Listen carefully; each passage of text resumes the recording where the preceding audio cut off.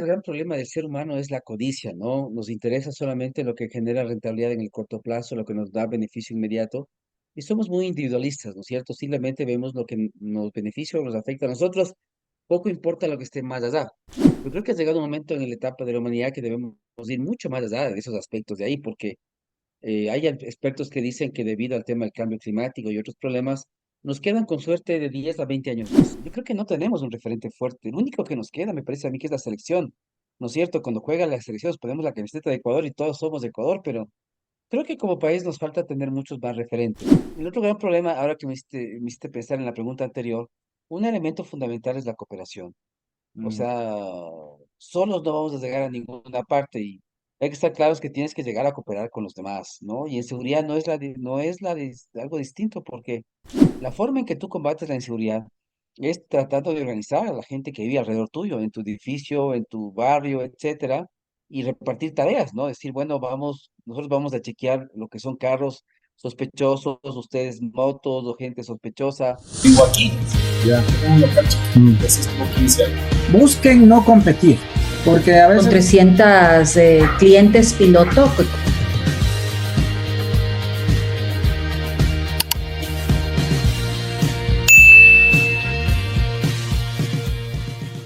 Hola cracks, el día de hoy tenemos un invitado, fue nuestro primer invitado cuando iniciamos esta aventura en el podcast. Es un placer, un privilegio también tener en la sala de cracks a Jean-Paul Pinto. Él es futurista de temas de seguridad y escritor de ciencia ficción. Mi querido Jean-Paul, qué gusto tenerte casi a los 4 años en Cracks. Bienvenido. ¿Qué tal, Marlon? ¿Cómo estás? Un gusto estar contigo el día de hoy. Bueno, ya son un poquito más de 3 años, ¿no? ¿Recuerdas que el webinar que hicimos fue a principios de la pandemia? Hablamos de esto del 2020, primeros meses del 2020. Así que, claro, ni sí tienes razón, ya son 4 años de esta primera experiencia que hicimos. Faltan un par de meses nada más. Y bueno, pues contento de estar el día de hoy contigo y de compartir otras experiencias de nuevas, ¿no? Que es un poco lo que seguramente le interesará a la audiencia del programa. Gracias, gracias Jean-Paul por estar aquí. Gracias también a ustedes, amigos, que se conectan semana tras semana a esta experiencia de poder compartir esto que nos apasiona, la innovación, los negocios, pero también estos temas que nos atrapan. Jean-Paul, bien lo que tú justamente traes a la mesa es un contexto muy, muy interesante. Recordarás, estábamos en ese momento conversando sobre los cisnes negros que decíamos que aparecen, cuando estos aparecen, pues los escenarios cambian. Casi 4 años después estamos en otro momento con otro cisne negro. Y bueno, antes de ir al tema que nos compete esta noche, cuéntanos un poquito antes, ¿quién es Jean-Paul Pinto? Ya, bueno, bueno, mi carrera, yo soy una persona que tiene varias carreras. eh, evidentemente, yo comencé con los temas de administración, de marketing. Lo que más me gustaba a mí era el mercadeo, el merchandising, por ejemplo. Mi tesis de progrado hice sobre merchandising en la Católica. Después fui a Francia, ¿no es cierto?, a hacer una maestría justamente en marketing porque me apasionaba ese mundo de ahí, pero como que me saturó. Y de ahí yo subí hacia París. Y ahí, en cambio, descubrí un poco el mundo de la perspectiva, el mundo de los estudios de futuro. Yo en mi primer libro describía pues a un amigo, colega de la Católica que ya está jubilado, y alguna vez me decía, bueno, si algún día vas a París, estudia prospectiva. Y realmente en ese momento no entendí qué era, me prestó un libro también de un colega colombiano que comencé a leer, pero que no entendí nada y lo dejé ahí. Y total, por esos azares de la vida, caí en una universidad donde justamente se enseñaba la perspectiva y entonces me presenté, hice una entrevista, ¿no es cierto? El francés seguramente que estaba al frente mío se habrá dicho, bueno, este ecuatoriano aquí en París, ¿qué hace? Aceptémosle nomás mm, para ver qué es lo que ofrece, ¿no? Y me aceptaron y estaban haciendo una pasantía en una multinacional ahí que tranquilamente podía haber hecho carrera y tener una vida tranquila. Pero me apasionó tanto el mundo de la perspectiva que dije, no, eso no quiero y quiero meterme desde en los estudios de futuro. Y eso fue el año 2002 que comencé a estudiar el tema de la perspectiva. y saqué unos certificados de competencia, de ahí regresé a Ecuador, comencé a trabajar mucho el tema con militares, con Fuerzas Armadas, con la policía, porque realmente eran los principales consumidores de escenarios en el Ecuador en ese momento. Y de ahí volví otra vez a París en el 2008, saqué mi maestría en temas de estudios de futuros y de ahí ya comencé a trabajar en el sector público, sobre todo en temas de seguridad, de inteligencia, que es un poco mi área de expertise actualmente. El año pasado hice más de 100 entrevistas en radio, en televisión, para medios locales, internacionales sobre las problemáticas de seguridad.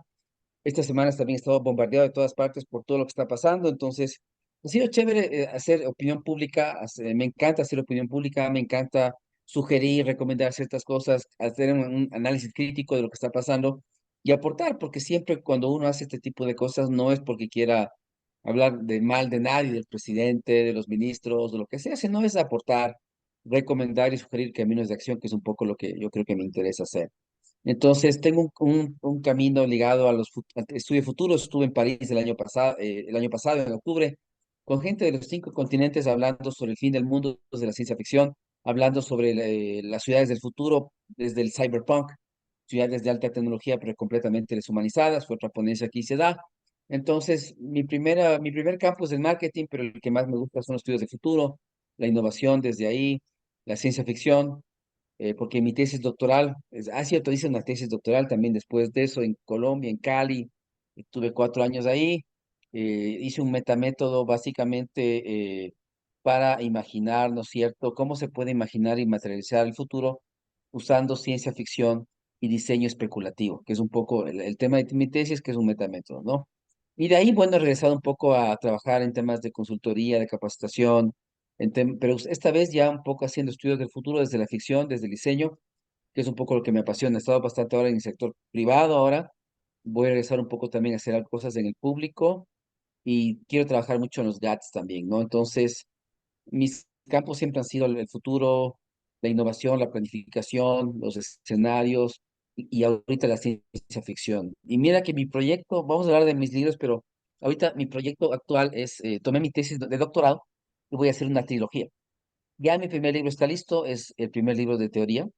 Ya, Entonces, ahí lo que hice fue un análisis desde el 1957, que es la fecha fundacional de la prospectiva, hasta el 2009, los autores que hablan del tema para identificar conceptos claves y conceptos de fundación de la disciplina, y después comparé eso con libros ya del 2009 al 2020. Y ahí en el libro también hay temas ligados a la innovación, al pensamiento estratégico, a los temas de construcción de visión de futuro, de una perspectiva más operacional. Entonces, son unas 125 páginas que acabo de mandar a mi editora en Cali para que lo vaya chequeando poco a poco. Hasta eso estoy en el libro 2, que en cambio ese es estrictamente la hibridación entre perspectiva, ciencia ficción y diseño. La relación entre perspectiva y ficción, perspectiva y diseño, la ciencia ficción como tal, el diseño como tal, los diferentes tipos de diseño especulativo, design thinking, diseño crítico, etcétera, hasta demostrar que sí se puede hacer eso. Pongo el metamétodo que yo propongo y al final un caso de estudio, que creo que fue un poco sobre lo que hablamos cuando me entrevistaste hace 4 años, que fue un caso de estudio que hice en la Universidad de la Costa en Barranquilla. Trabajé un escenarios para ellos al 2035, pero desde la distopía, desde el claro. peor escenario posible. Entonces usé ficción, diseño, y hice escenarios de cómo se vería la universidad en su peor momento al año 2035. Entonces sigo en esos procesos. Entonces, estoy haciendo la trilogía. Entonces, estoy en el segundo libro y el tercero va a ser un libro solo de ficción, pero desde la teoría. Es decir, se puede innovar desde la ficción, se puede hacer temas de políticas públicas, se puede hacer temas de ecología, temas de seguridad.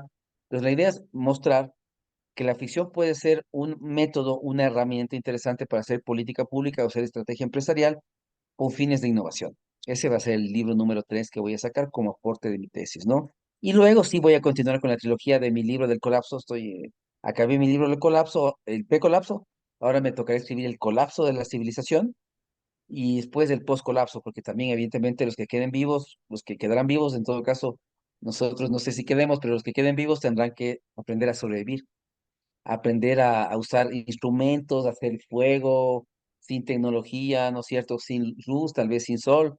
Entonces, de ambientes apocalípticos, ¿no? Entonces, ese va a ser un poco mis proyectos así, para este año, que son un montón de escribir. Y esa es la nueva faceta, ¿no? Que con la pandemia, con todo lo que pasó, acabé mi tesis de doctorado y realmente me dio ganas, primero de hablar. Entonces, Ya. yo te quería agradecer porque tú viste el chance de hablar y eso desencadenó un montón de entrevistas, como 50 entrevistas en toda la pandemia. Y cuando uno acaba un doctorado, lo que más quiere hacer es hablar, comunicarse. Y claro, estábamos en pandemia, entonces yo dije, miércoles se fregó todo porque voy a quedarme encerrado en el departamento y no voy a tener con quién hablar ni intercambiar nada.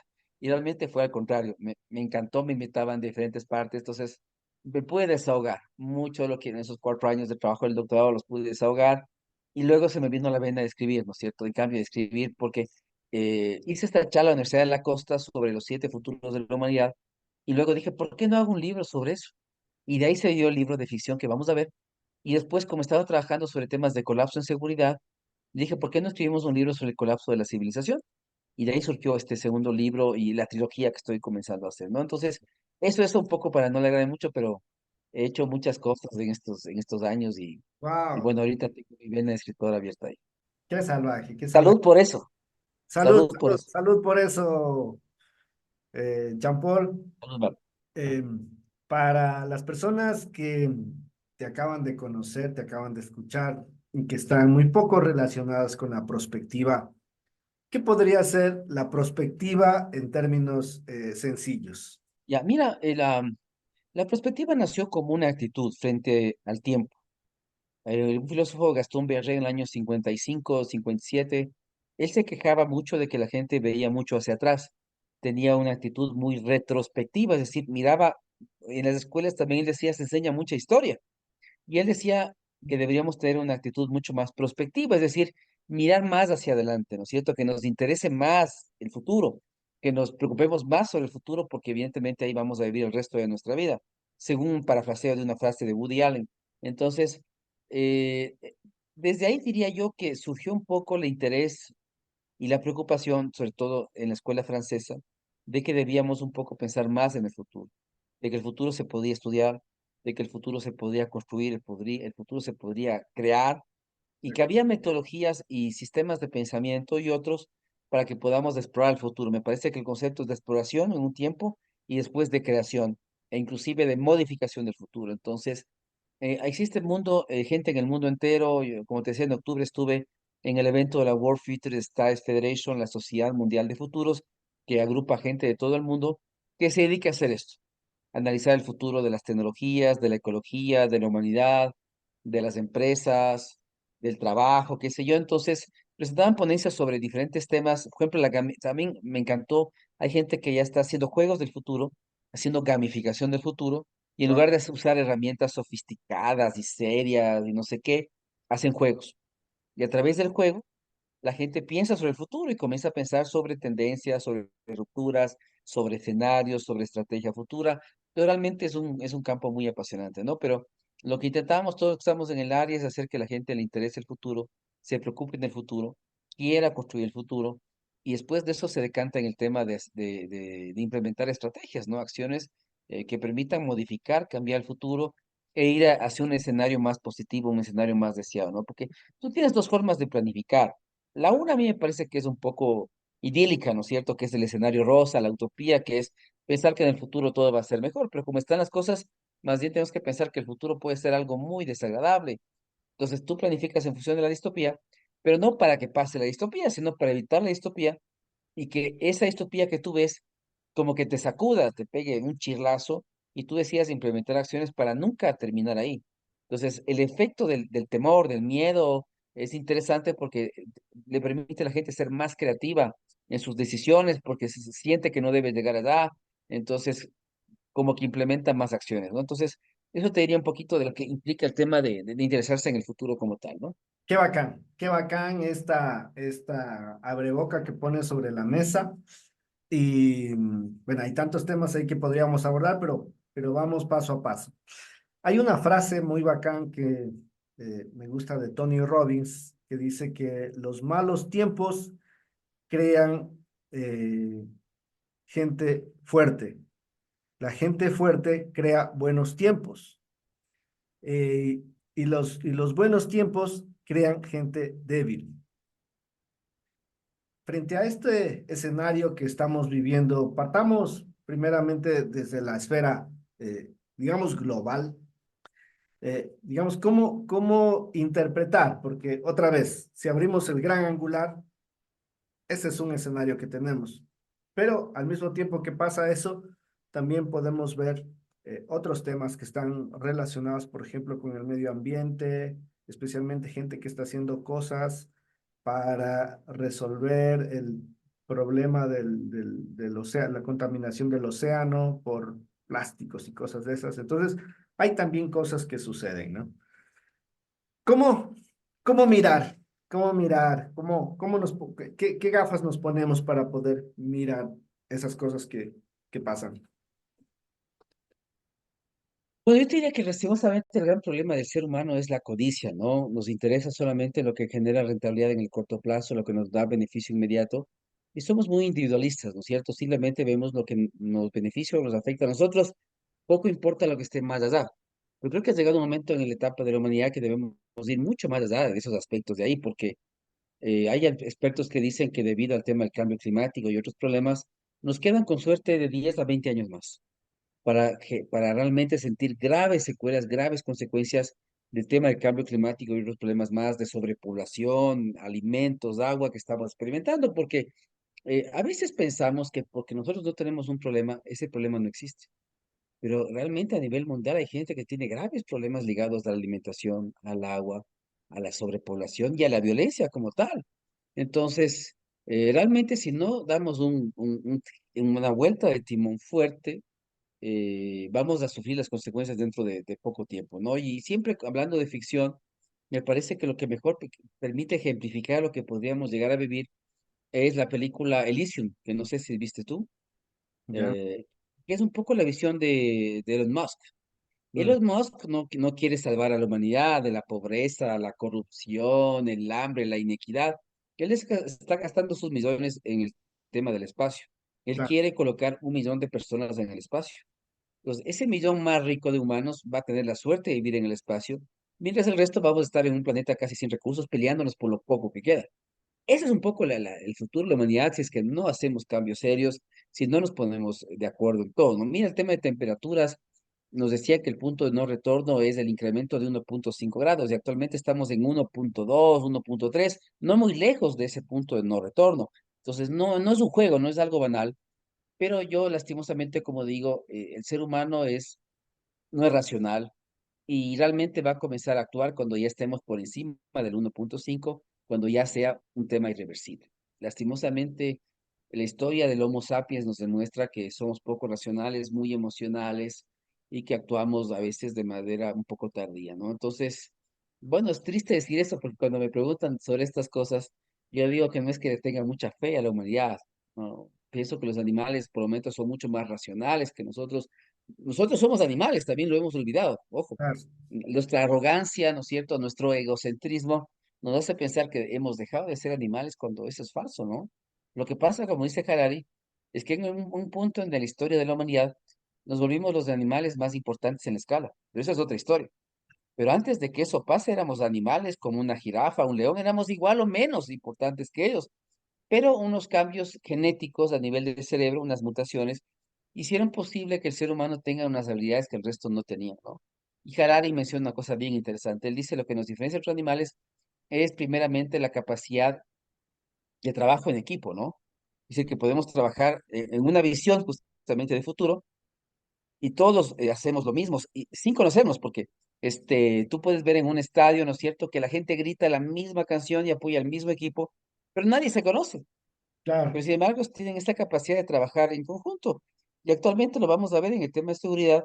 Mucha gente ahorita está trabajando en conjunto sin siquiera conocerse, pero nuestros animales más cercanos, en cambio, no trabajan así, ¿sí?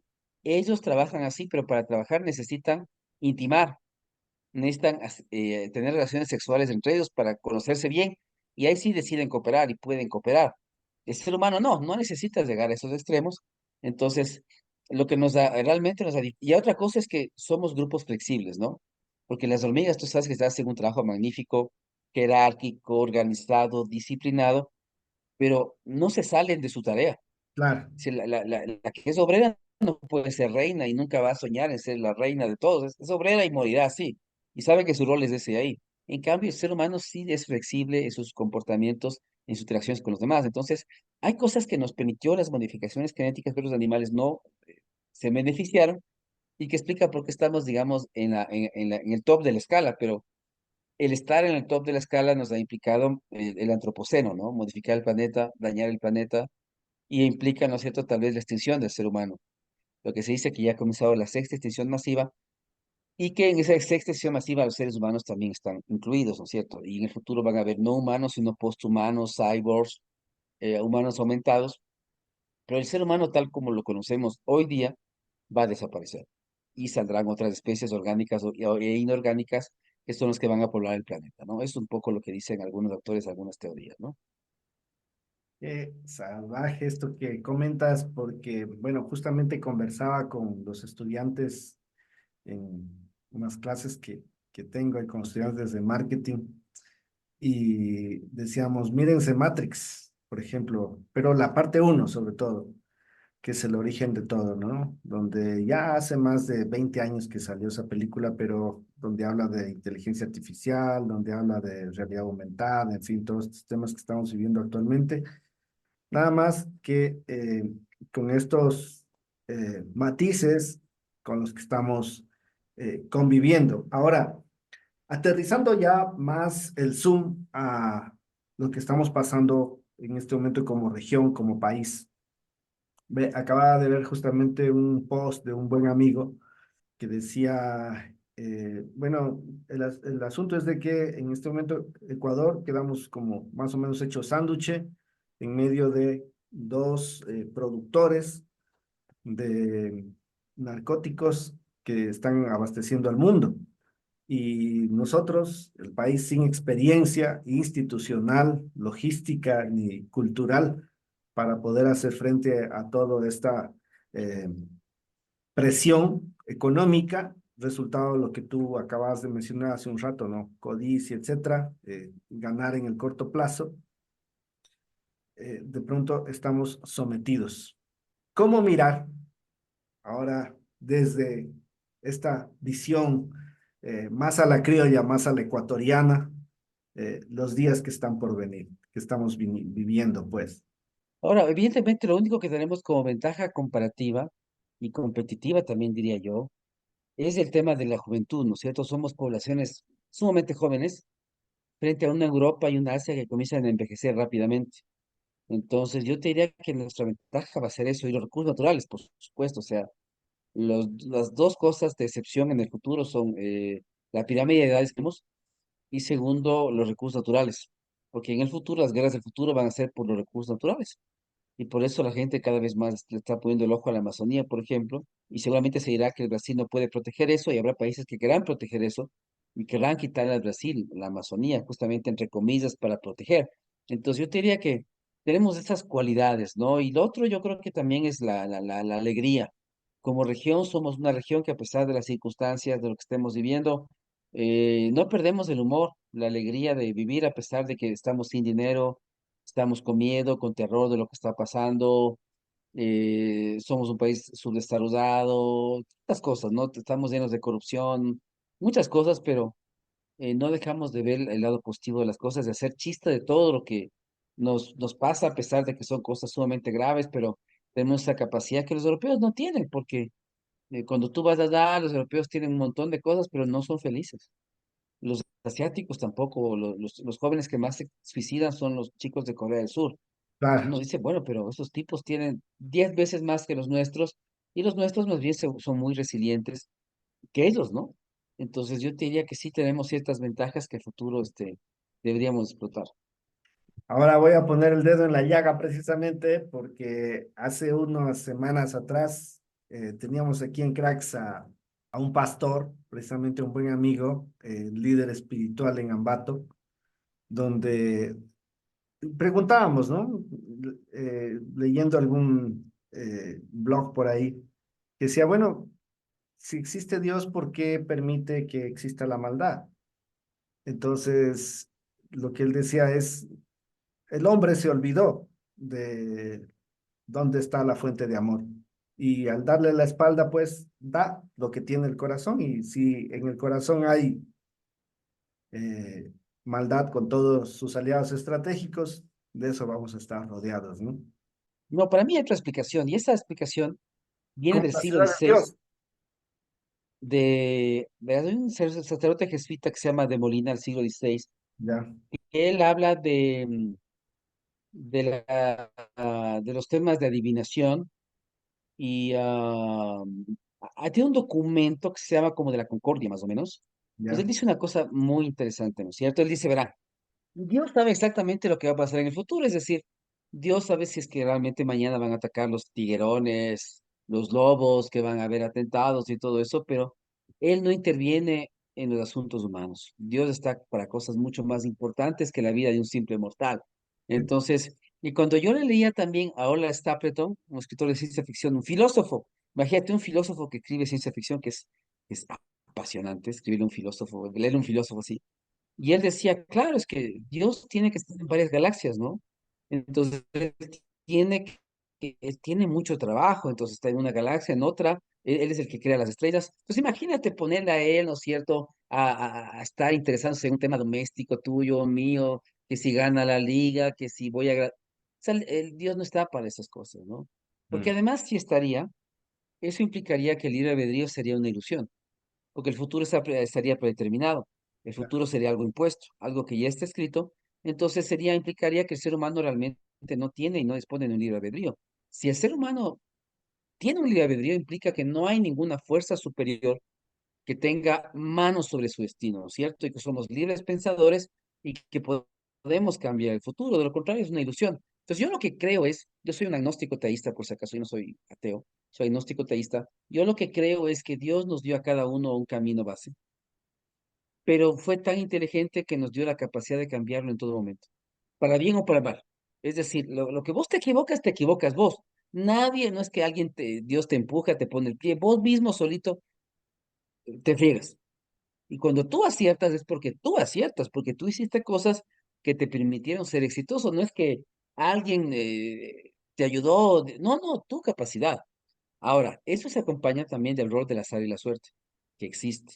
Eso también no hay que olvidarlo, porque tú puedes ser muy bueno en algo y realmente tener muy mala suerte y nunca figurar en nada y te quedas ahí. Y hay otra gente que no tiene tantas capacidades, pero tuvo suerte. Estuvo en el lugar indicado con la gente indicada y llega a tener cosas que el otro no va a tener nunca, porque nunca tuvo esa suerte. Entonces, hay gente que no cree en la suerte, pero realmente es un elemento bien importante en la vida de los seres humanos, del azar también, ¿sí? Porque tú puedes salir a la calle, ¿no es cierto? Y de repente, justo ese rato, pasaban unos ladrones, justo.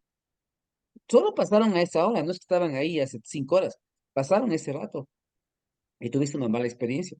El azar. El azar te hizo que estés en un lugar equivocado al momento equivocado. Entonces, no hay que subestimar esas cosas, ¿no? Pero el futuro es una mezcla de eso, de azar, de suerte, de determinación, de estrategia y de capacidad de modificar el futuro. Entonces, a mí me encanta leer la de Molina, porque él habla de esta ciencia del miedo y él teoriza sobre el rol de Dios en la vida del ser humano y realmente tiene razón. O sea, no interviene en los asuntos humanos porque de lo contrario el libre albedrío sería una ilusión. Y por buenísimo, suerte no es así. buenísimo, buenísima esta parte aquí. Un buen amigo también que le conoces tú y que ha estado también aquí en Cracks, Rafael Roldán, eh, dice una cosa que me parece interesante en este momento ponerlo en la mesa y es el 99% de las personas quieren que son buenas y quieren que te vaya bien, dice él. Yo parto de ese principio. Nada más que hay veces que a veces nos encontramos con ese 1% y generalizamos, ¿no? Una experiencia ahí. Conversando días anteriores con algunos amigos, pues no sé si el ser humano, el latino, ecuatorianos, a veces tendemos a magnificar también, a veces cuando hubo alguna cosa que se salió del molde. Fuimos a un partido de tu mejor equipo, verle a Liga en el campeonato. Pero hubo mucha gente, no podíamos estar. De pronto, después de que llovió todita la semana, un día hace un sol espectacular, oh, sol de lluvia. Ahí lo mejor es el tema del budismo. ¿No es cierto? Es estar feliz con lo que se tiene, ¿no es cierto? Por eso me gusta mucho la filosofía del budismo, Porque el budismo, ¿qué es lo que dice? Cuando tú no estás contento con lo que tienes y aspiras a tener más, es cuando se produce la infelicidad, ¿no es cierto? Se produce la frustración. Pues deberíamos aprender a ser felices con lo que tenemos y no aspirar a tener demasiadas cosas, porque ahí se genera una expectativa entre lo que tienes y lo que deberías tener, y una frustración si es que eso no ocurre. Entonces, a mí me gusta mucho esa filosofía del budismo en ese sentido.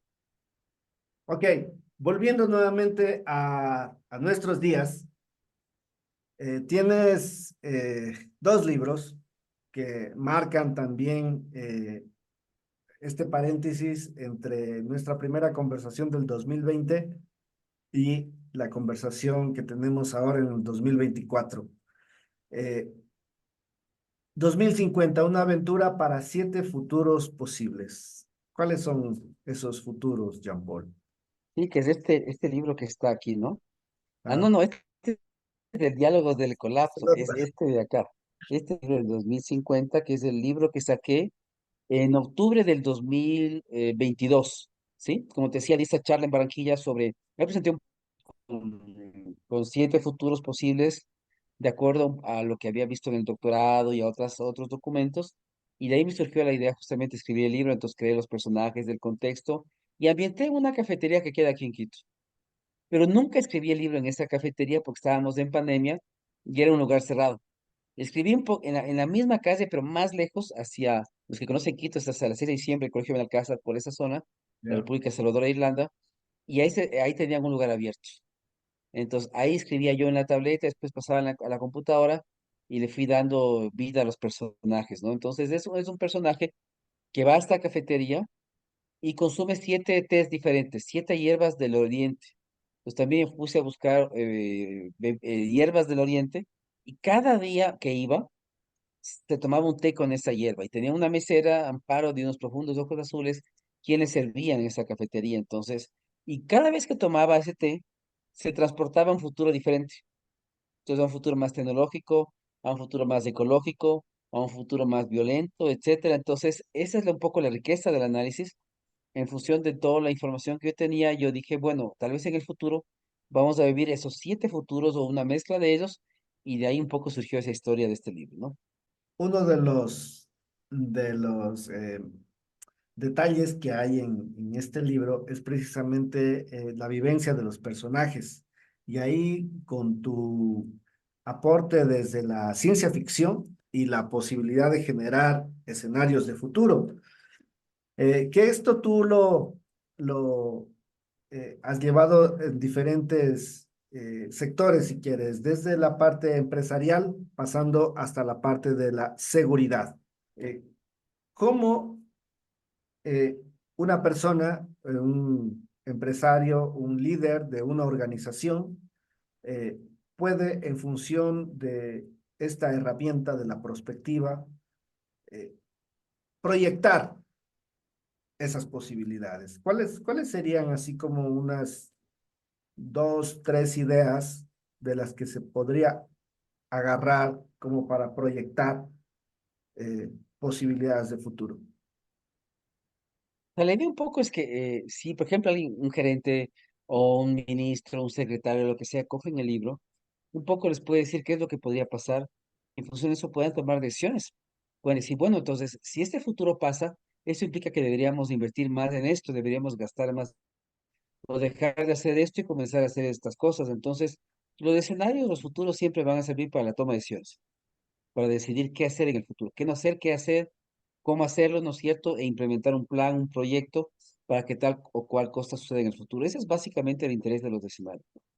Ahora, en el otro libro, Diálogo sobre el colapso, Ya. es un escenario más apocalíptico de lo que nos comentabas Sí, antes. ese de ahí un poco, como yo trabajaba sobre distopías en ciencia ficción, comencé a leer varios libros de colapso. Este libro de Jared Diamond, primero leí de él Guns, Germs and Steel, que es impresionante porque es un libro que explica por qué ciertas civilizaciones fueron más avanzadas que otras y todos comenzaron desde el mismo nivel. Todos comenzaron de cero, pero algunas se volvieron mucho más evolucionadas que otras. Entonces era un análisis muy interesante del porqué de eso. Y pero después él tenía un libro sobre el colapso, por qué algunas civilizaciones colapsan y otras no. Entonces daba el ejemplo de la isla de Pascua, de los mayas, de Groenlandia, ejemplos más recientes de violencias extremas de en Ruanda, por ejemplo. Entonces, un libro muy interesante. Y también otro de Taibo que se llamaba El colapso, los temas de ecocidio, unos conceptos bien interesantes. Entonces dije, ¿por qué? Y como yo había visto los documentales de Planet of Humans, de Michael Moore, de Home, también de Jean Arthus Bertrand, yo dije, ¿por qué no hacemos un libro del colapso donde ponga todas esas ideas? Y el libro un poco también tiene un personaje, entonces es una novela entre presente y futuro, porque claro, como es el precolapso, estamos hablando de los tiempos presentes, 2012, 2022, después del libro va al 2032 y acaba en los primeros días del 2042. Ahí se acaba el libro. Y pues se llama Diálogos sobre el colapso 2042. Entonces el personaje lo que hace es un docente, es un académico, como yo, y un poco tiene sus colapsos personales. Entonces tiene sus historias de desamor horribles, con varias personas. Entonces hay un paralelo entre el colapso personal de él y los colapsos de la sociedad. Entonces él va y da charlas, conferencias de por qué el mundo puede colapsar, o sea, la civilización humana puede colapsar, no el mundo. Entonces dice el colapso financiero, el colapso demográfico, el colapso de la violencia, el colapso del medio ambiente y explica por qué podría llegar a pasar eso y en qué circunstancias. Entonces, es un libro en el cual la gente va a poder encontrar cuáles son los tipos de colapso que podríamos llegar a tener. Y queda claro que, claro, el momento que vamos a colapsar no es por un solo colapso, va a ser por varios colapsos simultáneos que se van a dar. Y no va a ser un proceso rápido, va a ser un proceso, digamos, progresivo hacia el colapso definitivo. Entonces, ¿qué es este límite que está acá? Es el diálogo del colapso que está acá. Entonces, es un libro sobre eso. Y mira que, como te decía, el año pasado di como estas 100 entrevistas en seguridad. Yo hablo del Haití del 2032. Ya. Entonces, a través del metaverso, con la persona, este personaje se va con una chica al Haití de 2032 y todas las políticas erradas que hicimos en el gobierno anterior de seguridad son explicadas en el libro y son explicadas del por qué son malas políticas, del por qué no son políticas técnicas. Entonces hablamos del tema del porte de armas, de la militarización, de un montón de cosas que no están bien y que no son técnicas. Entonces, eso me permitió resumir lo que había hecho en parte de algunos temas importantes y los coloqué dentro del libro para que la gente entienda por qué sí podría haber un colapso basado en la inseguridad, en la violencia extrema, que es un poco lo que estamos viviendo actualmente, ¿no? Entonces, el libro cuenta estos colapsos personales y los vincula con los colapsos de la civilización, y el libro se termina, ¿no es cierto?, cuando el personaje este, no voy a explicar de qué forma ni dónde, pero se da cuenta, ¿no es cierto?, que el colapso ha iniciado ya. Entonces, esa es un poco la trama del segundo libro. ¿Es tu autobiografía? Digo, es parte de tu autobiografía el libro que escribiste, Es este posible, diálogo hay sobre el rumores de que colapso. sea así, pero no estamos claros del tema. Pero Hay habrán rumores de señales que de que, dicen eso, pero yo tampoco estoy seguro. pero Entonces, habrá, hay cosas que van a ser reales y cosas que son fantasías, que son ficción en el libro, ¿no? Salud, salud, salud, mi salud hermano. por eso. Salud por esos colapsos. Ahora bien, mi querido Jean-Paul, 200 años casi, me atrevo a pensar que quizás no han sido suficientes para poder encontrar nuestra identidad. Algo que nos venía uniendo quizás en el siglo XX era que teníamos un enemigo común y era el enemigo del sur. De pronto se firma la paz y hay otros imaginarios, quizás la selección nacional de fútbol, el deporte, quizás algunas glorias, Jefferson Pérez, eh, otras cosas que ocurren, quizás la gastronomía, pero resultado de esos búsqueda de identidad, quiero decir, para no decir crisis de identidad, búsqueda de identidad como colectivo, como país. ¿Consideras tú de que eso nos haya llevado al estado también donde nos encontramos en este momento? No sé, es difícil decir, ¿no es cierto? Es complicado decir qué es lo que tú dices, qué es lo que puede ser un referente para nosotros, ¿no es cierto? Claro, Yo creo que ese es nuestro problema. Yo creo que no tenemos un referente fuerte. El único que nos queda, me parece a mí, que es la selección. ¿No es cierto? Cuando juega la selección, nos ponemos la camiseta de Ecuador y todos somos de Ecuador, pero creo que como país nos falta tener muchos más referentes. No somos un país de muchos referentes como tal. Tenemos gente excepcional que ha hecho cosas brillantes en diferentes partes, pero no es que seguimos mucho a esa gente o queremos ser como esa gente, ¿no? Yo digo que la gente aquí vive una vida promedio, como te digo, no piensa mucho en país. Este tema de la violencia nos ha vuelto a unir. Yo veo mucha gente posteando cosas sobre la seguridad, los militares, la policía. Nos hemos vuelto solidarios, a pesar de la crisis, solidarios y queremos dar agua, comida. Entonces, eso es lo que nos hacía falta, más allá de que todo lo que esté haciendo en seguridad sea bueno o malo, creo que esto nos ha hecho tener un referente nuevo, interesante, donde a pesar de nuestras ideologías políticas, discrepancias, todos sabemos que hay que remar del mismo lado, estamos identificados con lo que está pasando. Sí creo que el gran problema nuestro es una falta de identidad de muchas cosas, ¿no? Eh, Mencionabas al inicio de tu exposición una frase que me pareció muy interesante y es de que eh, el ser humano trabaja en equipo sin conocernos. Eh, ¿Qué consideras tú que hace falta o que es necesario cultivar más dentro de ese paradigma para abrir nuestro corazón y sacarle mayor provecho a eso, que quizás está dentro o al alcance de nosotros, pero no lo vemos? Quizás está allí, pero quizás no lo alcanzamos a ver. Chuta, difícil. No me había hecho nunca esta pregunta ahí sobre qué es lo que podríamos explotar.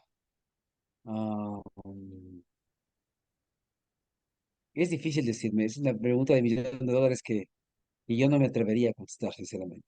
Tengo curiosidad, sobre todo luego de tu experiencia en seguridad, trabajando con seguridad, trabajando con las instituciones de seguridad del país y luego de haber tenido también tu paso por el sector empresarial, ¿cuáles ahí consideras que son como esas bisagras que juntan a eh, a estas orillas para poder remar hacia hacia ese horizonte donde quizás mucha gente quiere, un horizonte donde pueda darle la educación que quiere para sus hijos, pueda irse a su trabajo y saber que tener esa certeza de que va a regresar sano y salvo a casa? Ya, bueno, en los temas de seguridad me parece a mí que yo estaba hablando con una persona hace un momento antes de conectarme contigo, pero me parece que es fundamental primeramente el tema de trabajo en los territorios, ¿no? En los GATS, en los barrios, el tema de organización, de que la gente tenga un compromiso muy alto por la seguridad de los suyos y de todos, porque el otro gran problema, ahora que me hiciste pensar en la pregunta anterior, un elemento fundamental es la cooperación.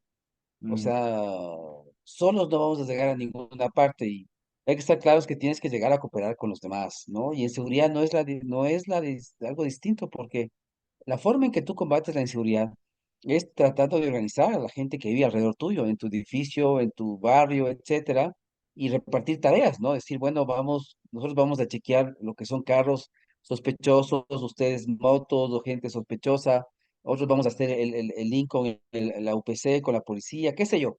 Entonces, tener claro un poco que tienes que tener un rol activo en la seguridad y que cada uno tiene que desempeñar un rol importante en esto, ¿no? Y que la organización, la planificación, la coordinación, el trabajo en equipo son fundamentales porque sin eso, evidentemente, no se va a poder hacer nada, ¿no? La forma en que se combate un coche, un atentado, un carro, es eso, ¿no es cierto? Diciendo, bueno, pero este carro no es del sector, ya lleva horas ahí y ¿qué está haciendo ahí? Entonces, se crean canales de comunicación confiables, seguros, con autoridades, para que la gente vaya a ver ese vehículo y pueda decir si realmente tiene explosivos o no, lo que sea, gente sospechosa que está grabando, tomando fotos.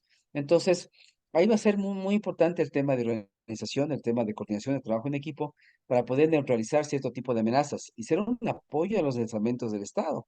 Justamente trabajar en conjunto con los metropolitanos, con la policía, etcétera, en combatir cierto tipo de cosas, ¿no? Y lo otro es la cultura de seguridad, que hablaba también con esta amiga, porque a veces nosotros mismos nos ponemos en riesgo.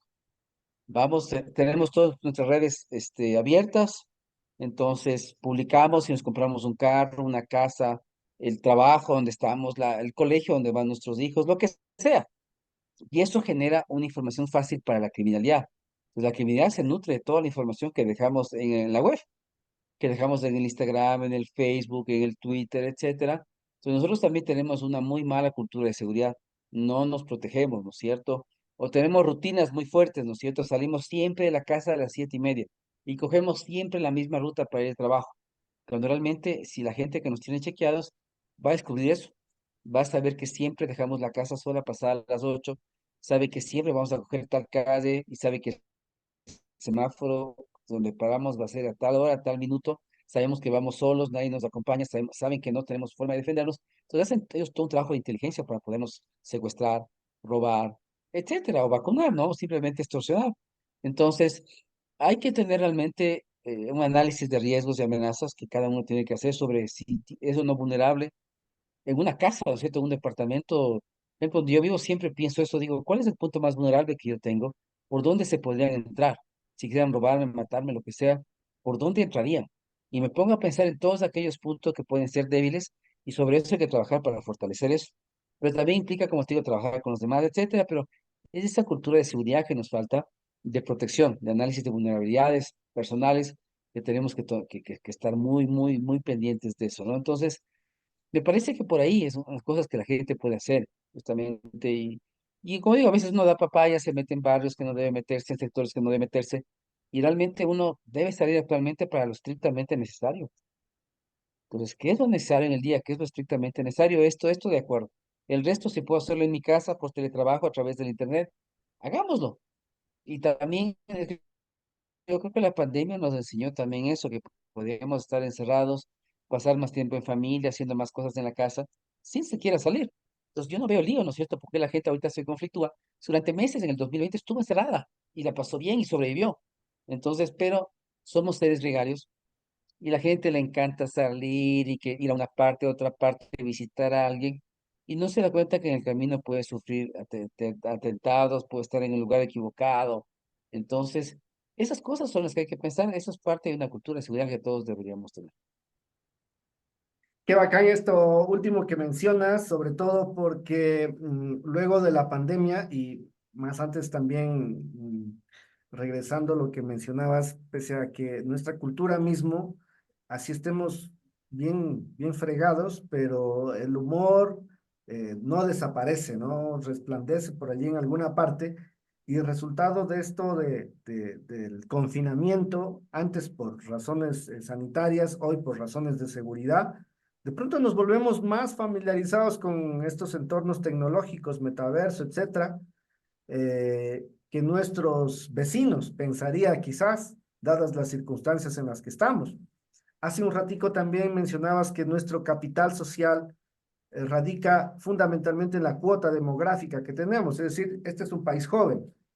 De tu experiencia, ¿cuál consideras que son esas dos, tres pasos que como ciudadanos podemos dar hacia ese horizonte de la cooperación, considerando esto que has comentado? Bueno, como te decías, o sea, la idea es un poco de quitarnos el egoísmo. Me parece que uno de los grandes problemas de nosotros como humanos es el ser egoísta, ¿no es cierto? No, que no nos gusta que los demás salgan adelante si nosotros no podemos salir igual. Y creo que eso es un tema que hay que trabajar mucho, ¿no es cierto? Tú no tienes que sentir envidia ni egoísmo de lo que hacen los demás, porque en el Ecuador, lastimosamente, lo que pasa es que cuando te ven triunfando y te ven haciendo las cosas bien, te tratan de poner el pie y de bajar automáticamente, ¿no? Entonces, es algo muy triste, pero deberíamos justamente más bien alegrarnos de que a los demás les vaya bien y ver cómo tú puedes contribuir para que le vaya mejor. Y el otro también viendo que tú le ayudas, también te va a ayudar a ti y te va a ayudar a salir adelante. Entonces, yo te diría que el dejar atrás las envidias, el egoísmo, para mí es un tema fundamental, ¿no es cierto? Y el otro me parece a mí que es, el otro tema que es fundamental es los temas de creatividad igual, la imaginación porque es lo que te va a permitir, ¿no es cierto?, hacer cosas distintas, innovar, hacer cosas completamente fuera de la caja de lo que los demás hacen, porque también somos un país en el cual copiamos mucho. Entonces a una persona le va bien, entonces le copiamos la idea, inclusive hasta casi el nombre, todo, la identidad corporativa, y le intentamos quitar clientes, ¿no? Y yo recuerdo en el Océano Azul te dice claramente que el objetivo tuyo no es quitar clientes, sino más bien ampliar el número de clientes y enfocarte en los no clientes de los demás, no en los clientes de los demás. Los clientes de los demás son de los demás y tú no deberías ir por ahí. Entonces me parece que, sobre todo hay rasgos negativos en nosotros que hacen imposible los trabajos de cooperación, la envidia, el egoísmo, ¿no es cierto?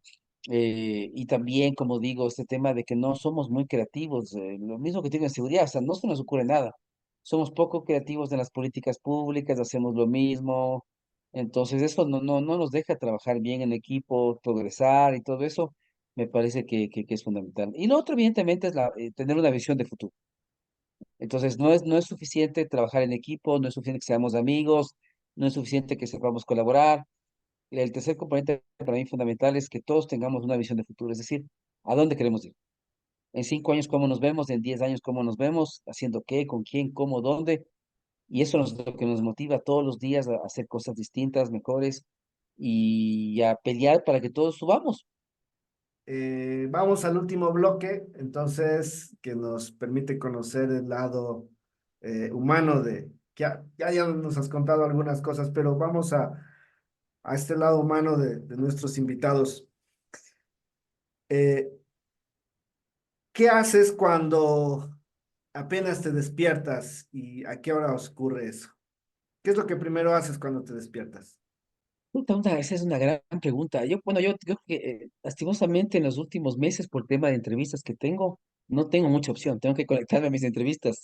Mañana tengo una a las 7 y 5 de la mañana, entonces no tengo mucha opción. Usualmente me levanto a mis entrevistas y, y lo otro que me levanto es, lastimosamente, cuando no tengo entrevistas, es a ver mi celular. Y ahí es temas porque pierdes media hora o más tiempo viendo el TikTok, el Instagram, pero yo lo veo porque es mi trabajo, porque necesito ver los comentarios, opiniones, análisis de la gente del área, entonces necesito confrontar puntos de vista. Entonces me quedo realmente trabajando una media hora, una hora sobre varios temas, ¿no? Y de ahí a entrenar, a hacer el kickboxing, claro que cuando no haces me hace falta, ¿no? Si pudieses montarte en el DeLorean y volver al Jean Paul que se está graduando de bachiller, está poniéndole el birrete, la capita, ¿qué le dirías? Esta es una gran pregunta, ¿no? O sea, sobre todo que no tenga miedo del futuro, que se arriesgue, que tome más decisiones arriesgadas, que corra más riesgos. eh, y que sobre todo decirle, mira, tú te vas a arrepentir no de las cosas que hiciste, sino de las cosas que no hiciste, porque yo sí, a mis 48 años, yo me arrepiento de las cosas que no hice, ¿sí? Por ejemplo, de las chicas con las que yo no salí, que nunca les dije nada, de los lugares que no fui a visitar, de muchas cosas que no hice. Yo no me arrepiento de todas las cosas que he hecho, porque he hecho cosas buenas, otras muy malas, pero yo me arrepiento de las cosas que realmente no he hecho, ¿no? Entonces yo le daría sobre todo este consejo de que arrepiéntete de las cosas que no haces, ¿no? Lo que vas a hacer, así que arriésgate, dale. Nos has mencionado algunos fuentes de inspiración. ¿Cuál es tu fuente favorita de inspiración, de donde sacas la energía para conquistar el mundo? Bueno, yo diría que una de esas es esta, ¿no? Salud, Barlo. Saludcita. Es el vino, ¿no? Algunos ya dicen que debería estar en Alcohólicos Anónimos, pero en mis libros siempre se escriben así, siempre tengo una copa de vino al lado mío, ¿no? O un Jack Daniels. Cuando tengo la suerte de tener un Jack Daniels, me inspira, entonces, porque te pegas un trago dos y eso como que te disipa, te relaja. Entonces, yo me inspiro mucho en eso. Lo otro que me inspira mucho, mira, yo no soy una persona de trabajar mucho en ambientes cerrados, a excepción de la pandemia que realmente me obligó a estar en un lugar, en la mesa del comedor, ¿no es cierto?, sentado haciendo mi tesis. Eh, eh, a mí me encantan mucho los lugares abiertos. Me encantan los lugares abiertos, entonces yo cada vez que puedo lo que hago es trabajo en lugares abiertos, pues en cafeterías, en restaurantes, en sitios donde yo puedo sentarme y hay un espacio abierto. Como la pandemia nos obligó también a este tema de no estar en lugares cerrados cuando ya nos dejaron salir, a mí me encanta eso, ¿no? Me encanta eso. La otra fuente de inspiración es viajar. Yo intento viajar al menos una vez al año a un lugar distinto, entonces esto me trae nuevas ideas, nuevas formas de ver las cosas, confrontarme a nuevas culturas, conocer gente nueva. Entonces yo te diría que eso también es una fuente de inspiración total, ¿no es cierto? Viajar, el vino, ¿no es cierto? Los lugares abiertos. Y bueno, la otra cosa es, claro, la persona que está a tu lado, tu pareja o una mujer, siempre para los hombres por lo menos las mujeres siempre serán una fuente de inspiración importante para muchas cosas que hacemos, por supuesto, ¿no? Y mira que en mi primer libro yo decía una cosa bien interesante. Lo otro es, para mí, la curiosidad. Yo soy un tipo muy curioso. O sea, me gusta conocer de muchas cosas, sobre todo de las que no sé. Y eso implica que me gusta leer mucho. Entonces, soy un tipo muy curioso, que busca muchas cosas, que se informa de muchas cosas. Creo que algo que es importante en un ser humano es la curiosidad, ¿no es Mm. cierto? El deseo de aprender, de leer, de curiosear cosas. Esto me parece que también es fundamental. En este tiempo que tienes toda una carrera prospectivista, ¿cuáles consideras que han sido dos eh, prácticas que te han dado resultado y que nos puedas recomendar? Bueno, mira que las de seguridad, tristes pero interesantes, porque recuerdo que en el 2008 hicimos unos escenarios para el ejército ecuatoriano, con el actual, el que hasta hace poco fue subdirector de inteligencia, un general del ejército que ya está retirado. Hicimos unos white cards o unos cisnes negros, y ahí hablábamos de una revuelta militar por los temas de la Constitución del 2008 y que era aplacado por la policía. Entonces había un enfrentamiento entre policías y militares por los temas de la nueva Constitución, del ISFA, etcétera, pero era una revuelta militar. Y esto era el año 2008. Y en Mm, el 2010 me volvieron a contratar para actualizar ese trabajo y volvimos a hacer un escenario bastante similar a ese. Y eso fue en agosto del 2010, un mes antes del 30 de septiembre, justamente. Y esta vez volví a hacer un trabajo de inteligencia igual para el CIES. Y, y conforme estos 2 años iba incrementándose la violencia en el Ecuador, con la persona que me contrató decíamos, oye, pero estos escenarios están pasando. Hicimos en el 2021 y no te puedo mostrar por temas de confidencialidad o te mostraré una foto de una cosa chiquita, pero en el escenario que hicimos en el 2021 hablamos de un conflicto interno armado en el Ecuador. Y claro, y la gente, y yo les llamé ese escenario Ciudad Gótica. Y claro, la gente del CIES de inteligencia dijo, no, pero ¿cómo Ciudad Gótica? Entonces la ciencia ficción. Claro, no, lo que siempre te tratan de invalidar. ya. Y al subdirector le digo, mira, aquí está. Hey, ahí está. Conflicto interno armado. Ahí está. Lo que estamos viviendo actualmente, decreto 111, escrito hace 2 años. Porque alertamos y dijimos que si no se hacían cosas rápidas, íbamos a terminar en un conflicto interno armado. Y es exactamente lo que estamos viviendo actualmente. Y también el otro ejemplo es de la Universidad de la Costa en Barranquilla, que estuve en el 2019, justo antes de la pandemia. Entonces, yo me acuerdo que usamos diseño para hacer el tema de prospectiva y les pedí a los empleados de la universidad y estudiantes que me dibujen qué es lo peor que le podía pasar a la educación superior en el futuro. Y comenzaban a dibujar diferentes cosas. Y todos los dibujos que hicieron era de una educación virtual. Entonces dibujaban Homero Simpson acostado con muchos dispositivos, me pusieron un dibujo con educación entre pantallas. Es decir, todo lo que nos pasó en la pantalla, ellos dijeron que era lo peor que nos podía pasar. Y era increíble, muchas cosas que vimos en ese estudio, en la pandemia lo vivimos y fue impresionante, impresionante de muchas cosas. Y recuerdo que en un ejercicio que hicimos en una universidad en el centro del país, le hice trabajar sobre una matriz de cisnes negros y esto era mayo del 2019. Y la gente dijo, un cisne negro para nosotros es una pandemia. No sabemos cuál va a ser ni cuándo va a pasar, pero si algún día hay una pandemia, esto va a ser grave para nosotros. ¿Por qué? Porque el 70% de estudiantes nuestros son de otras ciudades, no van a poder venir a estudiar acá, y nuestros estratos de población de estudiantil son de estratos muy bajos, entonces no tienen acceso a la tecnología. Entonces el día que llegue una pandemia para nosotros va a ser un desastre, porque los chicos no van a tener acceso a la tecnología y segundo, no van a poder venir acá.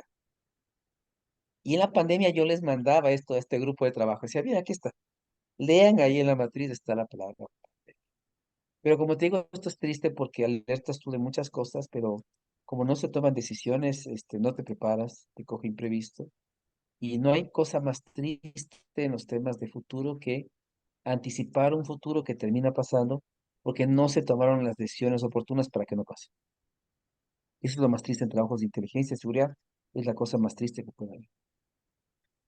Hago un paréntesis en esta parte aquí porque me parece muy chévere esto que acabas de decir y es, ¿cuáles consideras tú esas señales que te anticipan esos escenarios distópicos en cualquier ámbito, ¿no? En cualquier ámbito, sea en tu vida personal, sea tu trabajo, sea construyendo políticas públicas, porque hay señales que de pronto, como conversábamos antes, de pronto están al frente tuyo, pero no los ves. Es lo que te decía, ¿no es cierto? Los temas de creatividad e imaginación, porque dentro de lo que trabajamos están las matrices de ruptura de cisnes negros, y la gente tiene que imaginarse eso, y que tiene que ser buena imaginando eso. ¿Qué rupturas pueden pasar? ¿Deseadas o no deseadas? ¿Qué cisnes negros pueden presentarse? Entonces, es un trabajo de imaginación y de creatividad, y por eso yo uso ciencia ficción, porque eso le permite a la gente salir de la caja, salir de la realidad. Entonces, para llegar a ser buenos en esto, necesitamos mucha creatividad, mucha imaginación, y la herramienta que utilizamos de ahí es la ficción. Porque necesito realmente poner en los registros de Matrix, de Fahrenheit 451, ¿no es cierto?, de Crónicas Marcianas, etcétera, para que la gente realmente piense en cosas extremas, disruptivas, y eso coloque en los escenarios. No quiero finalizar sin antes agradecerte, Jean-Paul, por haberte tomado este tiempo, haber tenido una tertulia bastante amplia. Salud por todo eso. Salud, salud, salud por eso. Y también por estos dos libros con los que contribuyes a su vez para poder seguir imaginando el futuro. 2050, una aventura para 7 futuros posibles, y diálogos sobre el colapso 2042. Vamos a dejarles en la caja de comentarios los enlaces hacia esos libros. Eh, Compren esos libros de Jean Paul, lean esos libros, comenten esos libros y vean cuánto de esos escenarios consideran de que existe la posibilidad de que se realicen. Va a ser muy útil esa parte. Gracias Jean Paul por aportar esa parte. Y quiero, Gracias a ti, Pablo. Han sido 2 horas de conversación súper interesante. Hagámosle por bloques para que los videos no sean muy largos y bueno, pues creo que hemos hablado de un montón de temas. Ha sido muy enriquecedor.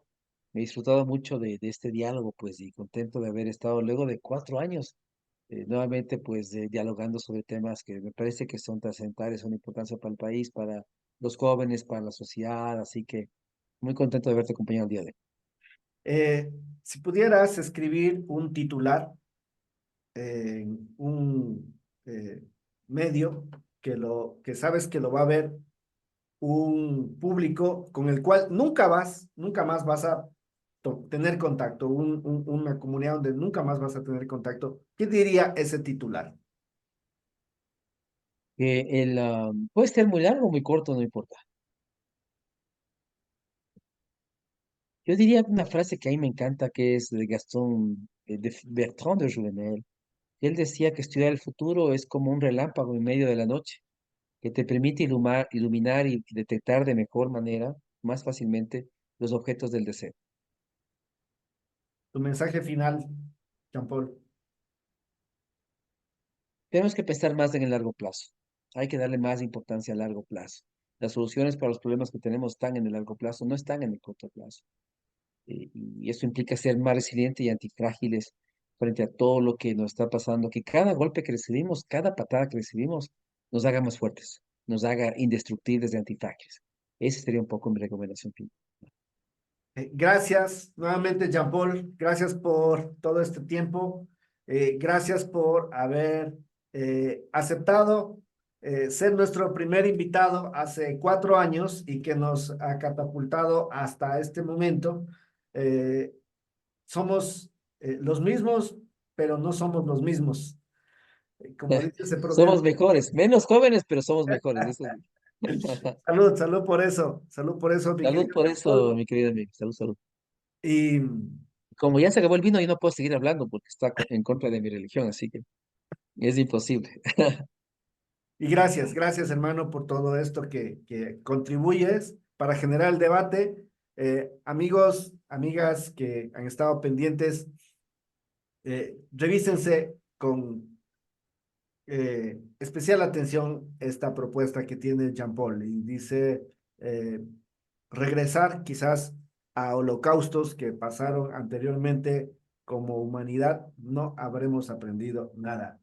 Quizás hay que mirar otras soluciones, quizás De acuerdo. disruptivas, es decir, que nos muevan el piso, nos muevan nuestras creencias nos muevan lo que pensamos y este set de desquitarnos de venganza que andamos a cargar como sociedad, volvamos a lo básico, a la cooperación, a la solidaridad, al desprendimiento y al alegrarnos del éxito ajeno, que como comunidad, Jean Paul nos dice, nos hace mucha falta sentirnos identificados. Gracias, hermano, nuevamente por estar aquí. Gracias a ti. Un fuerte abrazo para ti, para la audiencia de tu programa, pues para la gente también de Loja.